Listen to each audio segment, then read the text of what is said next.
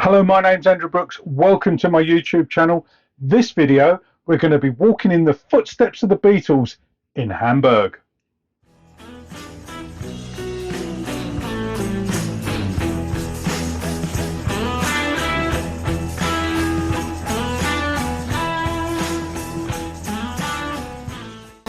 Hello, and thank you once again for joining me on my YouTube channel. As I said in the intro, we're going to be walking in the footsteps of the Beatles in Hamburg. Now, this is obviously way before they hit the big time, and yeah, 60 odd years ago. So a little while ago, June, in fact, last month, I decided to pay my first ever visit to Hamburg in Germany just to see the sights. This video hopefully will be in some sort of chronological order, not quite strictly chronological, but yeah, in just some sort of order, just to tell the story. And I'm planning to show you my videos and the photos that I took of my time in Hamburg. Now, for those of you who have never been to Hamburg, I mean, I hadn't before I went last month. For those of you planning to visit, here's a map, and you can see all of the sites that I sort of visited. There was a couple that weren't within this little area, and I had to do a little bit of traveling. But all the sites, the majority of them, are included in this map. And as you can see, they're all really close to one another. So just to put a little bit of background to the Beatles story, their manager at the time, Alan Williams, had arranged with a German club owner, Bruno Koschmider. Now, I should point out I do not speak German, so these are just my interpretations of the pronunciations, and I do apologize if I've got any of them wrong. Also, maybe I should also point out a lot of the filming and the photographs were in the red light district, because that's basically where the clubs were. So although I don't swear on these videos, you might catch a swear word being flashed up, you know, in the club next door, or there might be some naked people in some photos. So if you're easily offended, or you've got children watching with you, it's up to you whether or not you carry on watching. Anyway, back to the story. So Alan Williams had sorted out a deal with the German bar owner called Bruno Koschmider. So once in Hamburg, they meet Bruno on the Grosse Freiheit, which apparently means great freedom in translation. Anyway, that's the name of the street where they met him. That's where his clubs were. And well, they're still there, but I don't think they're owned by Bruno anymore. But that's where they met him. And for the first night, he actually put them up in his apartment.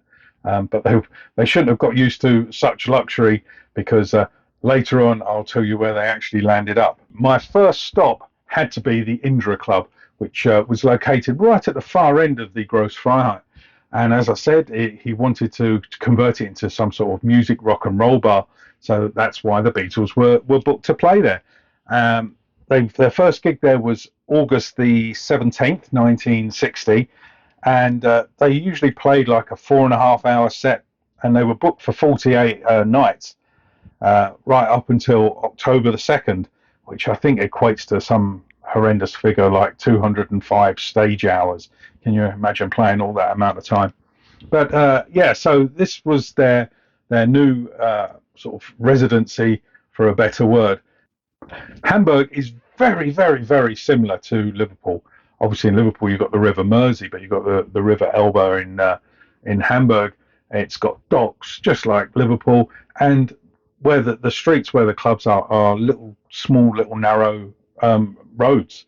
So they're all very similar to what they would have been used to in Liverpool. However, Hamburg was I think probably, or certainly that area, St. Pauli, was certainly a little bit more seedy, shall we say. The reason they had to stop playing at the Indra was complaints about the noise. Now, above the club was an elderly lady who I don't think probably was bothered that much noise-wise by the transvestite club that had been below her. But when the Beatles turned up and started their rock and roll music very, very, very loud, she complained on a regular basis to Bruno, and unfortunately they had to turn their music down, and eventually time was called on the Beatles' time at the Indra. Next port of call has to be their accommodation. It's literally just around the corner from the Indra Club. So if you carry on down Grosse Freiheit and you turn left, there you find this building. Now, back in 1960, this building looked nothing like it does now. In fact, it was a cinema, and the cinema was called the Bambi Kino, as the Beatles called it. It had a long German name which I can't pronounce, but the Beatles called it the Bambi Kino. And at the back of the screens was basically their living accommodation. They they used to access it via an entrance on Gross Freiheit and then walk down the passageway, but more of that later. So yeah, this was the accommodation back in the day. It's since been converted into houses, and someone has put, a Beatles picture in the window, and there is a very faded painting of a Bambi, sort of a deer, on the garage door to the left of the main entrance. I could have gone in, but I figured it looks like it's people's private residence, so I didn't want to go in any further. But hey, it's still there, and it was relatively quiet and peaceful while I was there. I can imagine back in the 60s, certainly at night time, it wouldn't have been as quiet and peaceful as it was then. Life in the Bambi Kino, by all accounts, wasn't a ball. Let's put it like this: their room was behind the screen, so they had the movies playing all day while they're trying to sleep, because obviously they've been playing at night time. Their only washing facilities was the toilet, the public toilet within the cinema or theatre itself. So they didn't have a lot of sort of home comforts.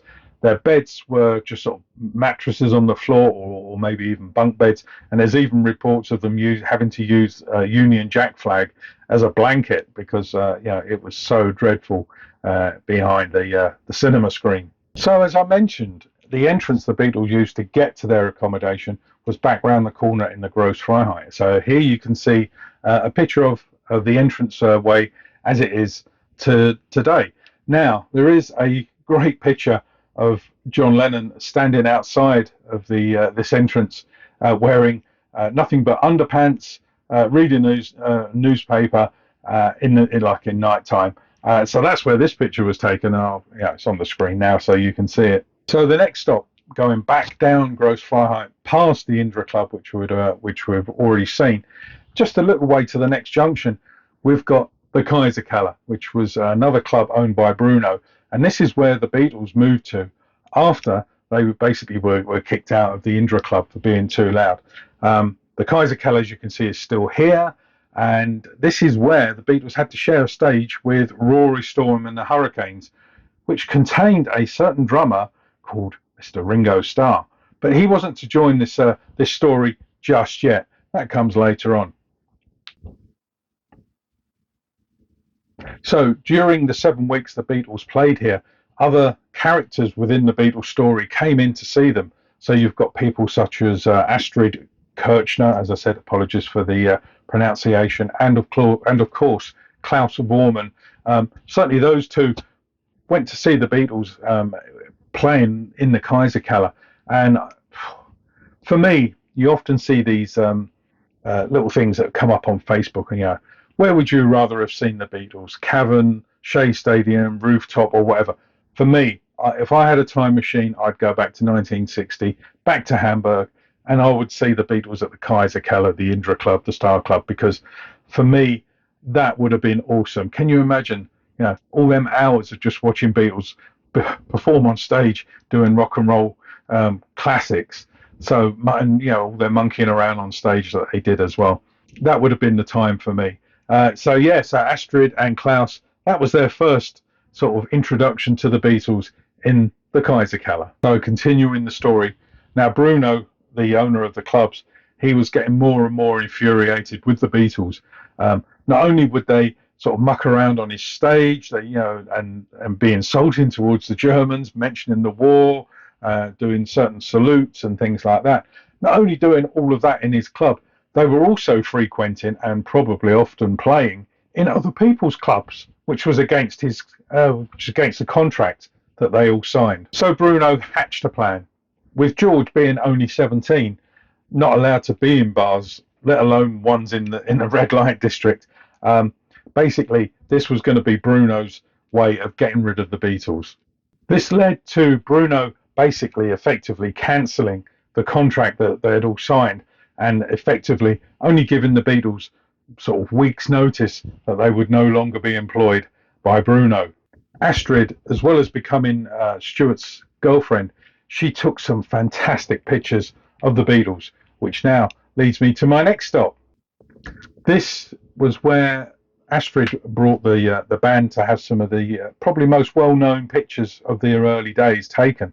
It's at the Dom Hamburg Fun Fair, and it was a huge open expanse of land, which a fun fair would, I think it was like 3 times a year, a fun fair would rock up there.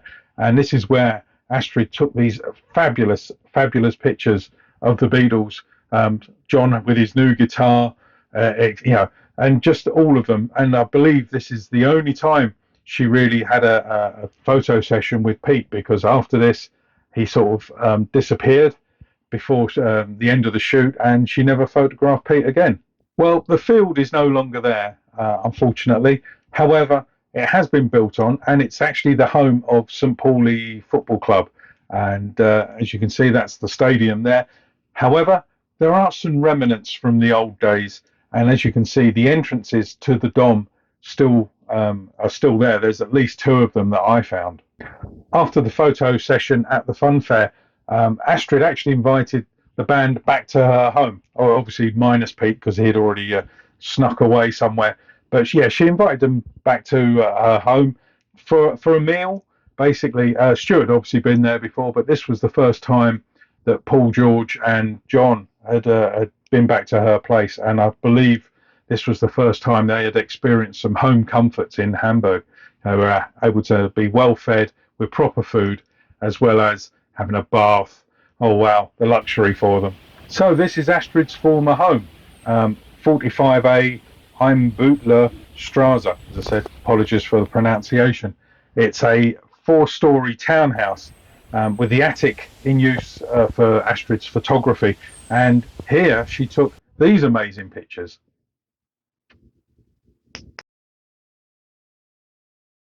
So back to the Gross Freiheit back in St. Pauli, and a little walk away from the Kaiser Keller back towards the Reeperbahn, we now find Gretel and Alphonse.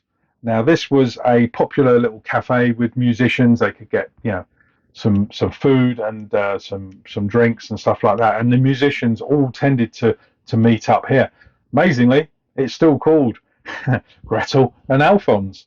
And then a few doors down, we have what was Harold and Law. It was another sort of cafe where the Beatles could get some form of food, even if it was just cornflakes with milk. And as you can see, it's now called Donna Freiheit. So with the contracts up and George being underage, he was being sent back to England. And basically, this is the end of the line for the Beatles, for this time anyway. George was taken to the railway station, the big central railway station in Hamburg, which you can see here. Here he would get on the train, go via the Hook of Holland, and then a ferry back to England, all on his own. The rest of the Beatles continued on without George at the Kaiser Keller for one more night before moving on to another club, but more of that later. Going back to the Bambi Kino, and I mentioned the passageway at the back of the cinema where the Beatles used to get in and out of their accommodation. There's one more story to come from that. Obviously, once Bruno was no longer employing the Beatles to play in his clubs, they had to go and get their gear out of the room that they were using as accommodation. And then on the way out, Paul and Pete decided to pin some condoms onto the passageway wall and set fire to them. Now, there was not much more than just a few scorch marks and smoke, but it was enough to infuriate Bruno. Now, their next set of gigs was just around the corner in the Top 10 Club on the Reeperbahn, which was owned by Peter Eckhorn, and he had signed the Beatles after learning that that Bruno had relinquished their contract. And he signed them, including George, to play at his Top 10 Club. Now, the Beatles quite liked playing at the Top 10 Club. It was less violent. There was some fights, obviously, but it was nowhere near as bad as the Kaiser Keller and the Indra Club and basically the Gross Freiheit. So it was less violent. And also the sound equipment was so much better. They really, really liked the sound equipment. Peter Eckhorn had also poached some other artists away from Bruno, to perform at the Top 10 Club. So there was a band called the Jets, as well as the Beatles' friend, Tony Sheridan. Now, the fact that Peter had poached these from Bruno, he wasn't going to take this lying down. And he effectively then reported that there had been an attempted arson at the Bambi Kino, and there was damn Beatles. Pete, Paul, and John were all arrested at various stages of the next day, and they were all taken to this police station, which is literally yards away from the Top 10 Club. It was established that John Lennon wasn't responsible for the burnt condoms and the scorch marks on the wall at the Bambi Kino, which obviously just left Paul and Pete. And they were interviewed regarding this matter, as I said, held in the police cells. Later on, Klaus would actually do a picture of how he imagined Paul McCartney looking in one of those cells. And here we can see his impression. So, as it turns out, Bruno did not press any charges against Paul and Pete, and I think, to be honest, he was more than happy just to see them deported. So, at the same time as George was getting in the slow boat back to England on the ferry, Pete and Paul were actually flying home, and they would all arrive back in Liverpool roughly about the same time. 1961 sees a planned return back to the Top 10 Club in Hamburg, thanks to Peter Eckhorn's contract. And here we can see the Top 10 Club as it is today. Now, I did try and get inside. The front door was open. I did go inside, but this was literally as far as I could get before being met by another doors. But hey, that's inside the Top 10 Club as far as I could get. As you can see, it's on the busy Reeperbahn, which is sort of like the main road, really. So it's vastly different to the Grosse Freiheit. The rooftop area of the Top 10 Club was also where these fantastic pictures were taken of the Beatles in their sort of leather gear and their fancy cowboy boots. This time, their living accommodation was actually on site, and they were in these cramped upstairs attic rooms, which were very cramped, according to George. Okay, it's time for another German local to enter the Beatles story, Jürgen Vollmer. He photographed them inside the Top 10 Club. Now, to my knowledge, there's no pictures of them on stage at the Indra Club or the Kaiser Keller, but certainly Jürgen took some inside the Top 10 Club.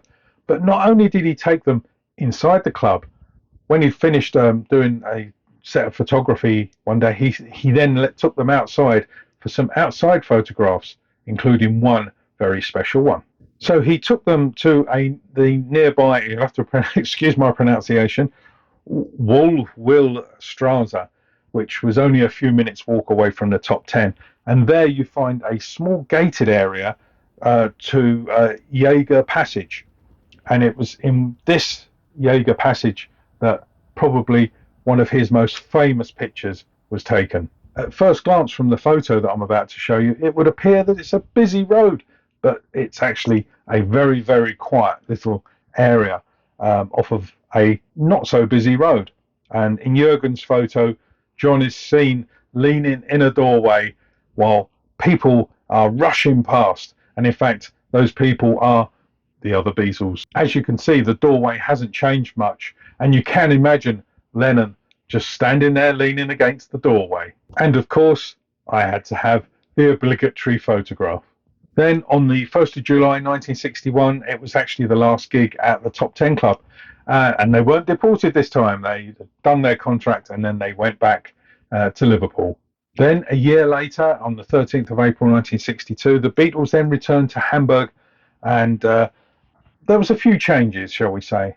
Sadly, Stuart had died of a brain hemorrhage literally days before they arrived, and they were under new management. They now had Brian Epstein. They were back at the Grosse Freiheit, this time, however, performing at the Star Club. In the 1980s, the Star Club had burnt down and was finally demolished by the end of that decade. And all that remains is this entranceway. It's still there, but that is literally it. However, I have managed to sort of merge pictures, and this is, I call it ghosts from the past breaking through, but you can see where the entrance was compared to today. There was a black plaque next to the entrance to the Star Club, which you see here.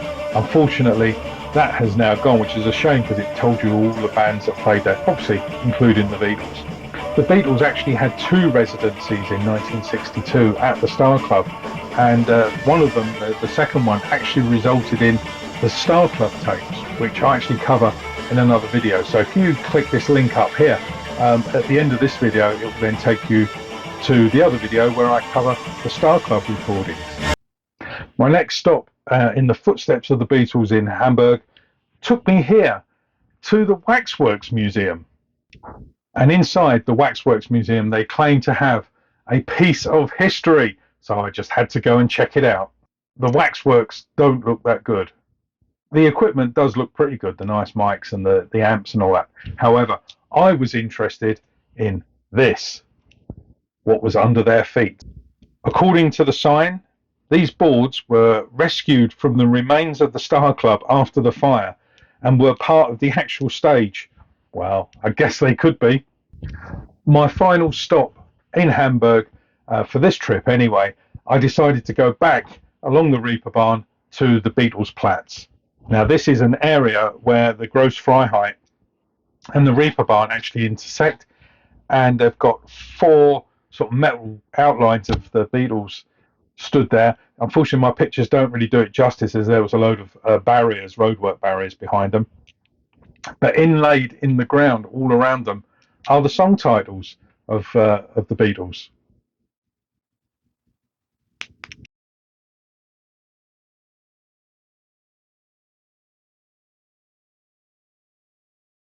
Well, I'd just like to say, while I was in this area, I could really feel what it must have been like in the 60s, and this was during the day, for the Beatles to be in this town, in this city. I got an enormous sense of presence, and yes, I did a cliche thing of having my picture taken with John Lennon, had his taken, and even when I stood in the entranceway to the Star Club, I listened to. I had my headphones and I listened to one of the recordings from the Star Club just to try and get a little bit of the atmosphere. And I have to say, it has retained that sort of feeling. And if ever you go, I'm pretty sure you would feel the same. Now, I have not covered all of the sites in this video, and if you intend to go, there's plenty more for you to sort of check out. There's places like where they bought their guitars and things like that. And the hotels where they were put up, or the rooms where they were put up while they were performing, they're still there for you to check out. So just do what I did and just book a trip and go and have a look. So there's a couple of people who helped me with this video who didn't know that they helped me with this video. The first one, Jeff Peltman, I used his book that he had, and where he'd shown you lots of the locations. It really helped me trying to find the exact locations for me to take the pictures and the video. So that was a great help. And also I'd really like to thank Mark Lewisham. His book, Tune In, wow, it's such a mine of information, and it really helped me with some of the stories of the things that happened while the Beatles had their time in Hamburg. Thank you very much for watching. I hope you enjoyed the video, and I'll see you next time.